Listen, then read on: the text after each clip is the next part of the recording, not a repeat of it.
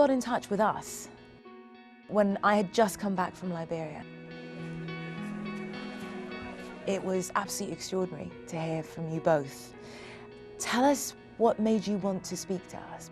We had been interested in adoption for some time, and Amanda read your story on CNN.com and was sitting on the couch, and she said, well, how come these kids aren't being considered for adoption? Let's reach out to Nima. Not having met you, we were already on a first-name basis with you, and we called you. And the most amazing thing about this whole process and experience has been we were initially interested in adoption, and honestly, we still are.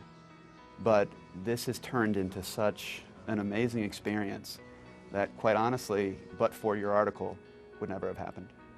There is a moratorium in place in Liberia that suspends adoptions, understandably because of this very difficult and vulnerable time, not only with the epidemic, but the country is still very much in a post-conflict state. When you learned about that, that didn't stop you. You still wanted to be involved. You still wanted to find other ways to help these children. For Christmas time now, we have had a clothing drive, which was wildly successful beyond what we could ever imagine. And now we have to find a shipping container to ship about 500 pounds of clothing and toys and other items to these kids over in Liberia. Our clothing drive is probably something small in comparison to what they need, but we felt successful, and we can't wait to get that over there for that help for them.